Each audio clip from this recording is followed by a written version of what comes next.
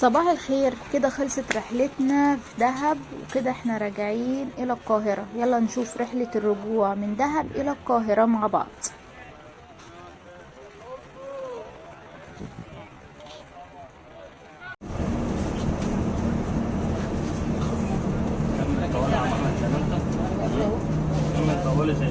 بس كده فاهم. عاوزة اقول لكم ان ده اهضم كابتن انا طلعت معاه رحلة بجد.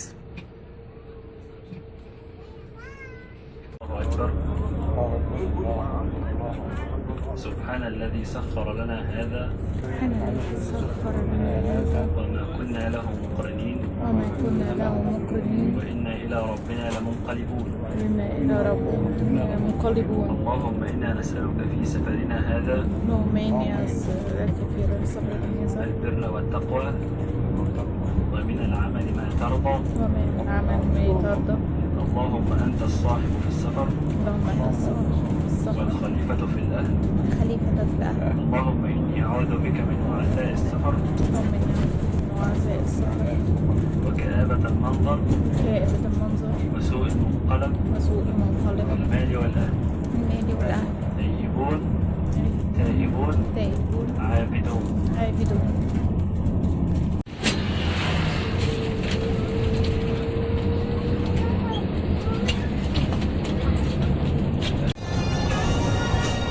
محدش بيرد يا اسطى، واحد بيكون مقبول والتاني ما بيردش صراحه.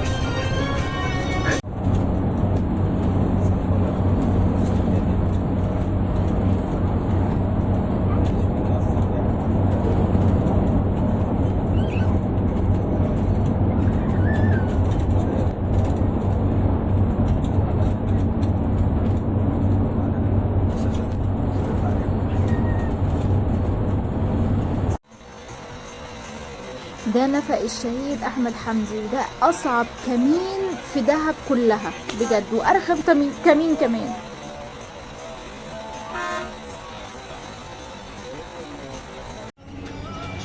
احنا كده داخلين نفق الشهيد احمد حمدي، يعني احنا دلوقتي داخل قناة السويس، يعني المية قناة السويس كلها حوالينا من كل مكان داخل النفق.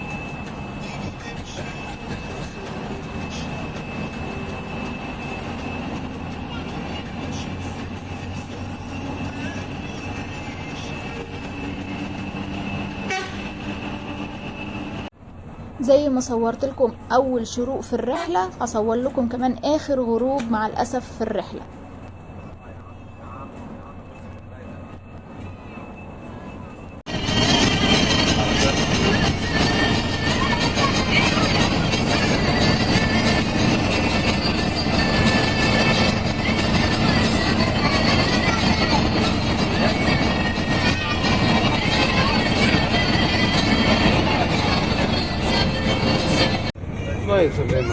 احنا ان شاء الله قدامنا 5 دقايق 10 دقايق بالكتير وهنكون في العباسية. هننزل عند برج مصر للسياحة. احنا بعتنا لكم اللوكيشن على الجروب عشان لو هتطلبوا اوفر او اي حاجة، فبعتنا لكم اللوكيشن يعني على الجروب. حابب بقى في الاخر كده اخد رأيكم عن الرحلة. يعني اتبسطتوا؟ جدا. اتبسطتي؟ جدا. الناس اللي اتبسطت فين يا جماعة؟ ارفع ايدك كده. ها؟ الناس اتبسطت يا جماعة؟ اخواتي كانت تحفة. حد زعلان من اي حاجة؟ نو؟ معلش والله لو كان في اي تقصير او اي حاجة فغصب عننا والله. انا اكيد مش عايز ازعلك في اي حاجة، واكيد عايز اعمل اللي عليا. انا عايز كله راجع مبسوط، فلو في اي تقصير حصل او اي حاجة فوالله غصب عننا. تمام؟ طيب الناس اللي اتبسطت دي بقى، بما انهم اتبسطوا وقالوا ان هم اتبسطوا، فاحنا بعتنا لكم لينك الجروب بتاع الشركة. هستنى الريفيوهات بتاعتكم، هستنى رايكم في الرحلة.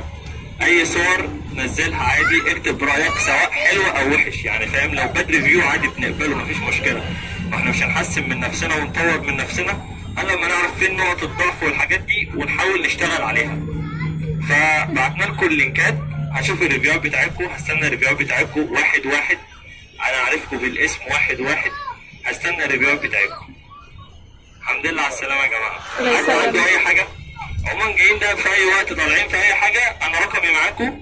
تمام؟ جايين ده في اي وقت كلموني، اي حد جاي تبعكم برضه كلموني في عين الاثنين ان شاء الله اظبط له الدنيا عادي يعني. بس يعني عرفني، اللي بكلمني عرفني يقول لي فلان تبعي او انا جاي او اي حاجه، ان شاء الله اظبط لك الدنيا مفيش اي مشكله، واشيلك على راسي وتنوروا الدنيا سواء ذهب او سيره او اي حاجه. الحمد لله على السلامه واشوفكم على خير. انا ما بحبش لحظات الوداع دي والله. اشوفكم على خير. وعايزين بقى نحيي عم احمد على الطريق، يعني والله الراجل ما شاء الله يعني بصراحه انا احسن سواق بحب اركب معاه بجد. انا لو في اي يعني بيبقوا جايين 4 باصات انا بكلم عم احمد، عم احمد انا اللي معاك، فعايزين نحييه كده يا جماعه. حبيبي يا كريم حبيبي. الحمد لله على السلامه يا جماعه. الله يسلمك.